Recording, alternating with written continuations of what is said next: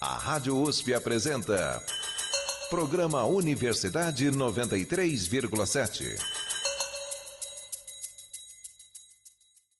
Bom dia, ouvinte. Meu nome é Ana Paula Alves e está no ar Universidade 93,7. Bom dia, meu nome é Audrey Olegário. No programa de hoje você confere os diferentes acervos presentes na USP. Como são reservadas as histórias? E o que podemos ver nas bibliotecas do Campus Butantã? E quem são os funcionários e funcionárias responsáveis por guardar tamanha riqueza imaterial nos mais variados formatos na Universidade de São Paulo? Acompanhe só. Visita a exposição Oratórios e Saguão da Biblioteca Brasiliana, por Matheus Nascimento. A história é contada pelos tecidos no acervo de figurinos do Departamento de Artes Cênicas, na matéria de Audrey Olegário. Na reportagem de Ana Paula Alves, a imensidão material e o valor histórico da Biblioteca Florestan Fernandes, da Faculdade de Filosofia, Letras e Ciências Humanas. E a importância do acervo audiovisual da Biblioteca da Escola de Comunicação e Artes, por Mariana Marques. É agora no Universidade 93,7.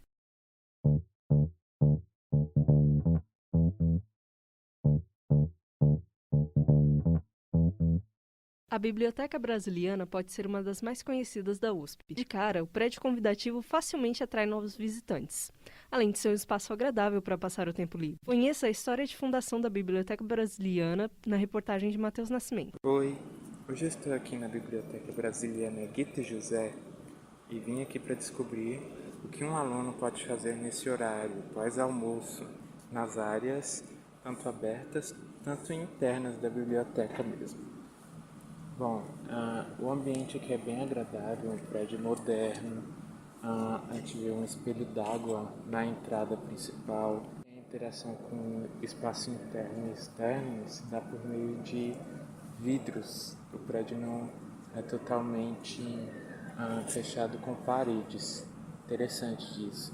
Conversando com algumas pessoas que passaram por aqui, eu pude perceber que elas frequentam tanto a área do saguão, entre a livraria, o auditório e a biblioteca, e às vezes, quando tem algum tempo, entram nas áreas de estudo da biblioteca.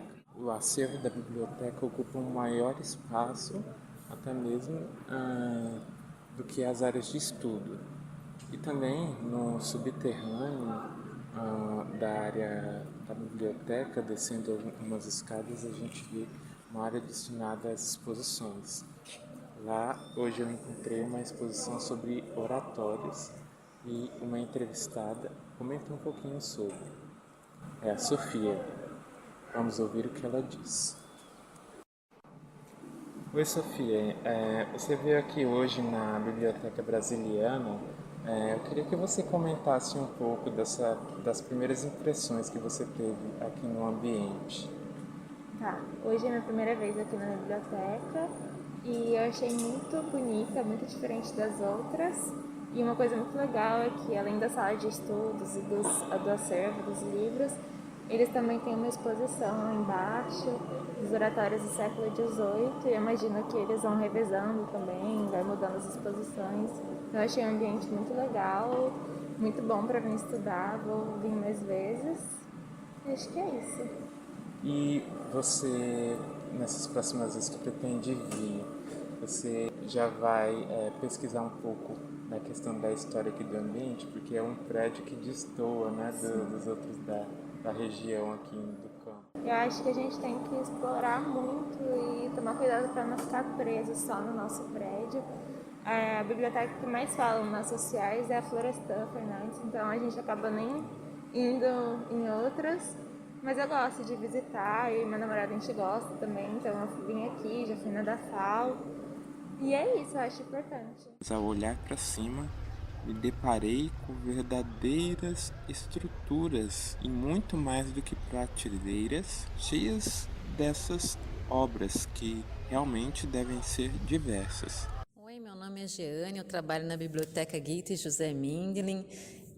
Falando dessa biblioteca, é importante, né, saber quem que foram Guita e José Mindlin, que levam o nome dessa biblioteca.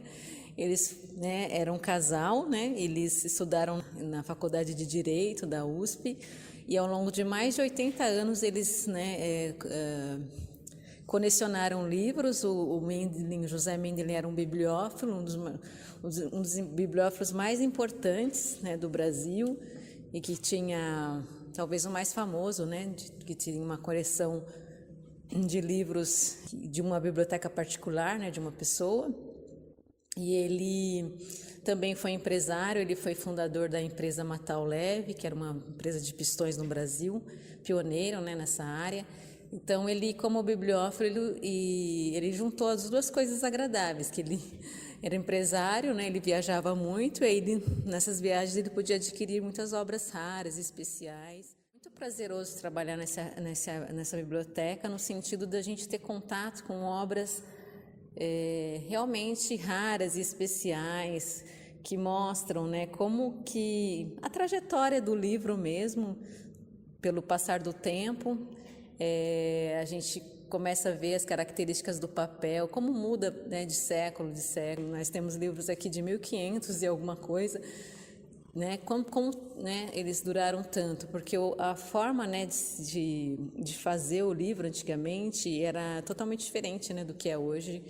Então o livro, ele era um processo artesanal mesmo, e também a qualidade do papel, né, o papel era de linho, as encadernações de pergaminho, e ter contato com essas obras, né, como eram as ilustrações, né, no século XVII, XVIII, XIX, a evolução mesmo, né, da tipografia, da editoração, que o acervo está abrigado aqui, né, mas com esse intuito mesmo, né, de se tornar público e acessível às pessoas.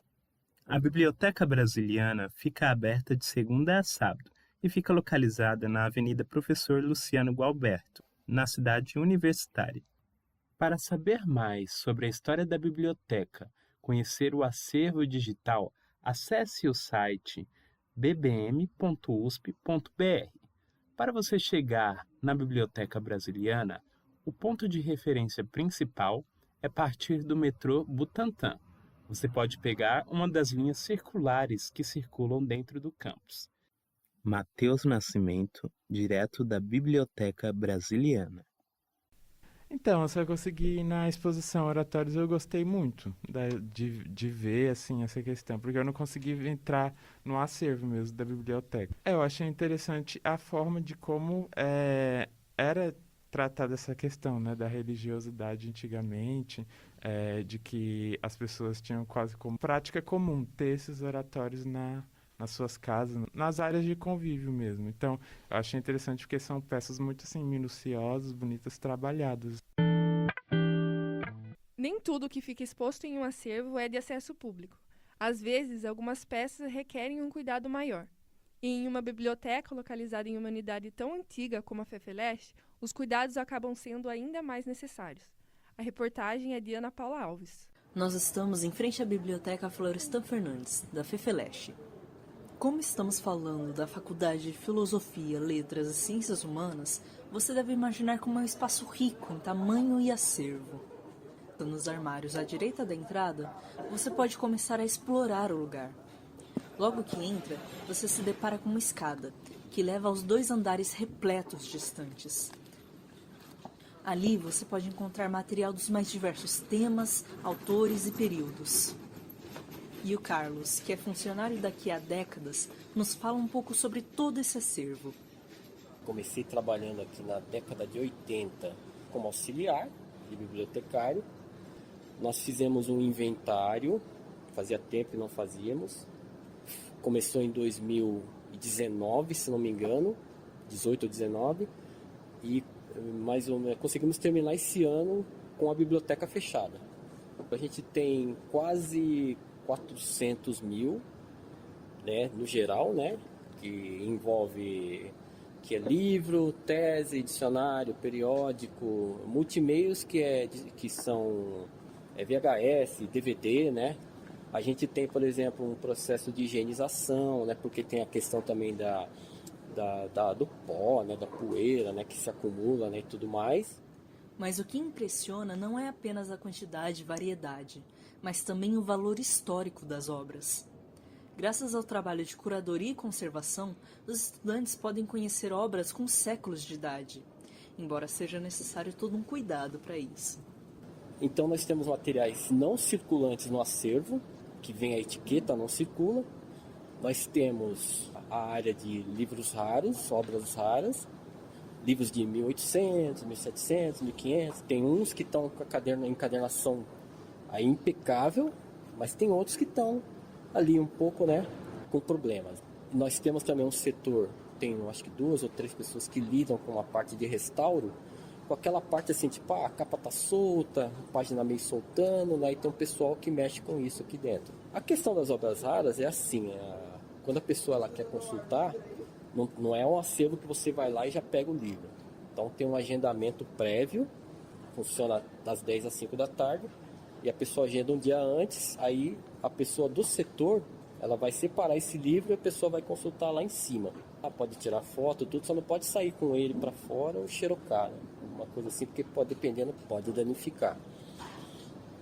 Mas claro, tudo isso não foi criado do dia para a noite. A Florestan passou por várias etapas até chegar onde está, literalmente. Desde a inauguração da FEFELESH em 1934, começou a ser criado o acervo, que habitou diversos lugares, como a Consolação, a Alameda-Glete e Higienópolis, e era fragmentada em 4 bibliotecas. A unificação dessas bibliotecas foi aprovada em 1975, e em 91 é inaugurado seu primeiro módulo. Desde então, ela foi se expandindo, e em 2005, já com 3 módulos, surge a Biblioteca Florestan Fernandes que conhecemos, em homenagem ao sociólogo que por muito tempo foi professor da universidade. A biblioteca, quando eu comecei a trabalhar aqui, eu peguei ela nas colmeias. As salas de aula eram lá embaixo, na época, né? E a biblioteca era um espaço térreo, único. Quando a biblioteca subiu para este módulo, esse lado, foi em 1991, foi inaugurado. Aí, 10 anos depois, em 2001, foi que eles criaram um outro módulo, esse aqui, do lado, e aí que veio a Biblioteca da Filosofia e Ciências Sociais. Aí 2004, 2005, que aí veio a Biblioteca de História e Geografia para cá. Sei que nós fizemos os funcionários mesmos, né? Pegamos as bandejas, amarrávamos as bandejas e colocava número e tal, até chegar nesse ponto aqui, né, da unificação. E infelizmente, ou felizmente, o tamanho do acervo acabou forçando a mudança dos planos iniciais para esse espaço. Os espaços tinha um projeto de que ficasse uma única sala de leitura, uma sala bem grande para os estudantes. Daí na hora que foi a prática, a gente percebeu que todos os espaços acabou tendo acervo. Você pode ver que o maior espaço de sala de leitura é no primeiro andar. A chefia, na época, queria que todo aquele primeiro andar fosse só sala de leitura sem acervo. Atualmente, existem diversas áreas de estudo espalhadas nos andares. Antes da pandemia, essas áreas não atendiam à demanda dos alunos, que chegavam a formar filas para entrar na biblioteca e se frustravam ao ver os espaços lotados. Mas hoje, mesmo com o retorno presencial, é mais comum encontrar mesas vagas. O fluxo de movimento e estudantes já não é mais o mesmo. Carlos pensa em algum dos possíveis motivos para isso. A pandemia, mas toda essa coisa que a tecnologia envolve, né? Acaba facilitando com que as pessoas consigam os textos, consigam estudar. O cara vai lá na internet, vai no celular, né? E acaba conseguindo o material que ele quer, né? Ainda assim, a biblioteca atrai estudantes que passam boa parte do seu tempo dentro dela, como é o caso da Asta e do Alan. Eu gosto de estudar na Florestan porque eu acho que a biblioteca tem uma boa infraestrutura. Tem diversos tipos de mesas que eu posso escolher, tanto daquelas em ambientes mais compartilhados com outras pessoas, tanto algumas mais reservadas, tem tomadas fáceis para conectar computadores ou qualquer outro tipo de aparelho que possa precisar do suporte de energia. A cobertura da internet lá é boa. Se eu não levar meu computador, tem computadores na biblioteca em si para fazer pesquisa. Ter o acesso aos livros facilita bastante o momento do estudo, que eu posso sempre estar consultando livros que estão lá perto e torna a minha vida bem mais fácil. Olá, meu nome é Alan Felipe, eu sou doutorando do Instituto de Psicologia, no programa de Neurociência e Comportamento. estou concluindo 10 anos de estudos na USP.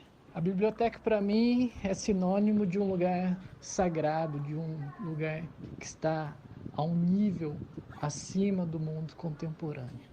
Devido ao fato de que os livros incitam a um modo de processamento cognitivo muito diferente do que nós estamos acostumados com as redes sociais ou a internet em si. É um excelente local, um local inspirador para estudar, e eu me sinto contemplado em poder acessar e vivenciar esse espaço diariamente ao longo da redação da minha tese. Algumas vezes do qual eu entro na biblioteca e vou subindo os degraus e observando as colunas, os corredores. Eu lembro um pouco sobre a organização e a estruturação do cérebro humano. O cérebro humano é organizado em módulos, que são como colunas, gavetas ou corredores, dos quais guardam, arquivam ou codificam, em forma de esquemas neurais, as nossas experiências, as nossas memórias.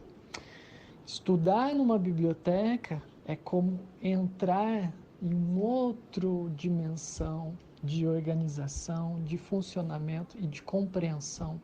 Sendo assim, sugiro aos ouvintes, frequentem a biblioteca e exercitem a cognição através da leitura de livros, da escrita, da elaboração de esquemas. E para isso, a Biblioteca Florestan Fernandes oferece um espaço ideal e adequado para exercitar tanto a mente como o cérebro, ou seja, a unidade indissociável do ser humano. Assim, a Florestan é o lugar perfeito se você quer estudar ou fazer uma pesquisa à forma antiga, que tem o seu charme especial, afinal nada pode reproduzir o toque e o virar das páginas, e ela também é essencial se você quer ter acesso ao acervo não circulante e de obras raras, e também vale a visita se você apenas quer um lugar silencioso e tranquilo para estudar. Meu nome é Ana Paula Alves e deixo com vocês o convite para visitar essa impressionante biblioteca. A biblioteca fica entre os prédios da FEFELESH vizinhos da Praça do Relógio, uma região muito fácil de ser acessada pelos ônibus circulares no campus. Ana, conta pra gente, o que mais te chamou a atenção na biblioteca da FEFELESH das coisas que você viu e ouviu que o Carlos te contou? Com certeza foi o tamanho do acervo e também o fato de ter livros seculares lá. Porque são estantes que não acabam mais, são 2 andares cheios de estantes. Você pode andar ali por horas e você não vai ver tudo que tem ali. E os livros seculares é algo impressionante, porque os alunos podem ir lá e pegar na mão um livro de 200 anos de idade, podem tirar foto, podem pesquisar nesses livros. Eu acho que isso foi muito impressionante. Eu não tinha noção de que tinha coisas tão antigas e tão bem conservadas e tão cuidadas tão meticulosamente assim.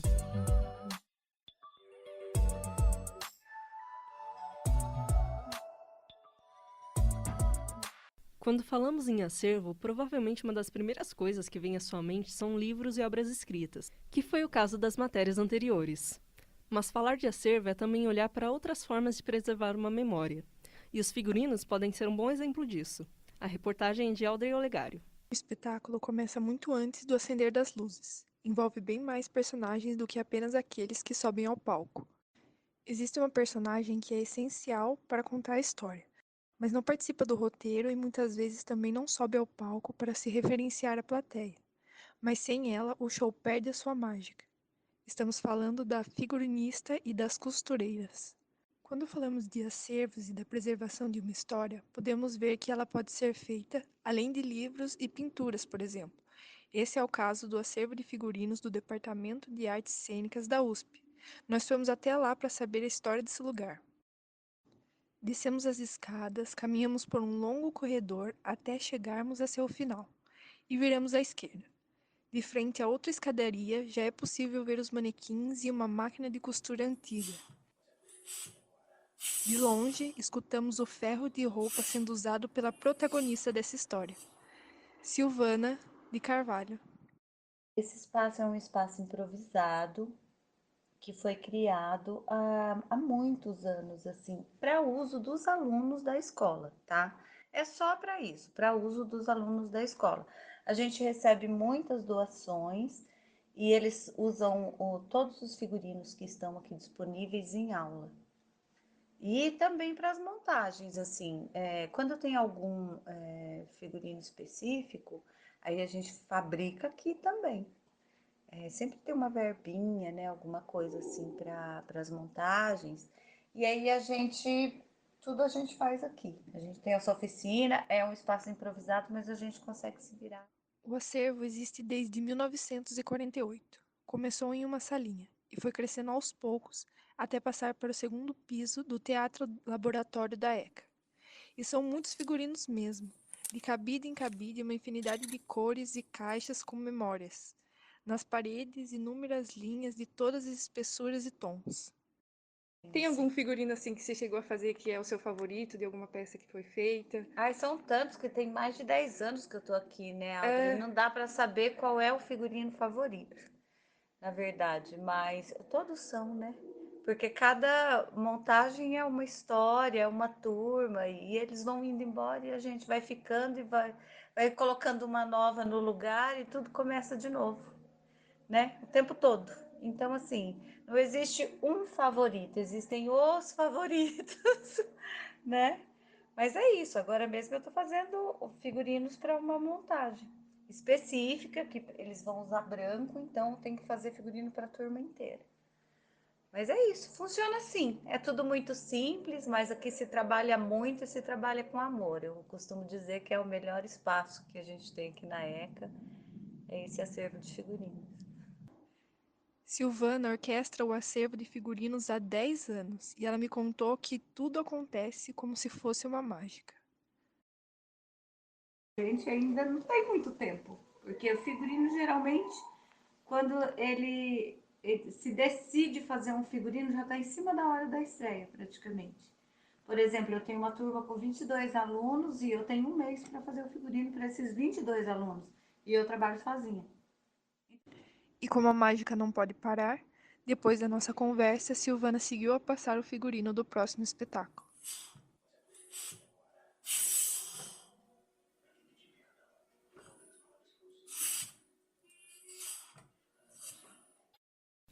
Audrey, fala pra gente como que foi fazer essa reportagem. Olha, Ana, eu acho que o que mais me chamou a atenção quando eu fui fazer essa matéria é que é muita roupa mesmo. Tem um monte de cabide entrando lá dentro. E os manequins também. E o que me chama a atenção, assim, é que a Silvana, ela cuida disso sozinha, sabe?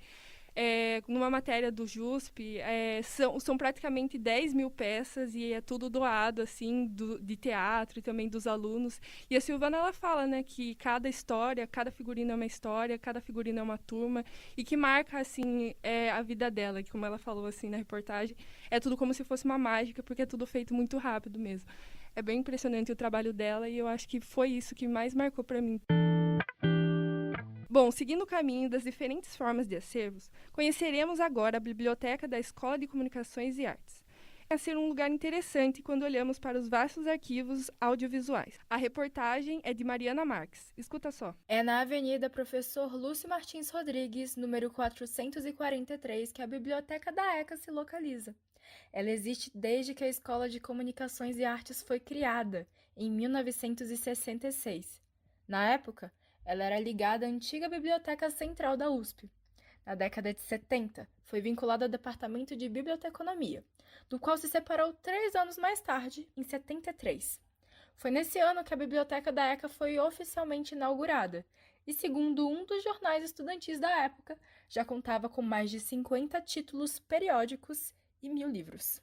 Para conhecer mais sobre esse importante acervo, nós conversamos com a Marina Macambira, ex-aluna da ECA, e bibliotecária desde 1983.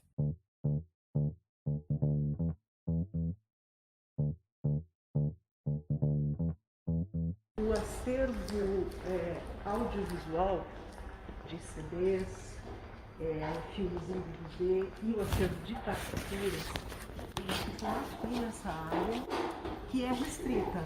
Tá? São acervos que os alunos, o pessoal não pode entrar direto e procurar. Tá? Tem que consultar no catálogo, no Dédalus, nos outros catálogos, pede pra gente e a gente leva. Né? Porque são acervos complicados, né? De deixar exposto. Né? Você pega um CD ou um DVD, você não consegue proteger, colocar aquela etiqueta magnética no próprio disco. Não tem muita segurança, né, para deixar esse acervo exposto. É um acervo bem grande, né? Tem mais ou menos quanto aqui? São 6.000 mais ou menos discos, itens, né? Suporte físico, mas música tem muito mais. A gente cataloga uma por uma, né? Sério? Né? Porque as pessoas procuram a música que elas querem ouvir, não? Entendi. Às vezes até procuram o disco, mas em geral é a música, né? Não o disco. Só quando o disco é muito conhecido. O acervo audiovisual, composto, entre outras coisas, por DVDs, CDs e vinis, é somente um dos que podem ser encontrados na biblioteca. Revistas, publicações antigas e teses também estão entre os materiais de pesquisa. As coisas não param por aí. A biblioteca da ECA possui uma vasta coleção de partituras, sendo várias delas manuscritos autorais. Partituras manuscritas.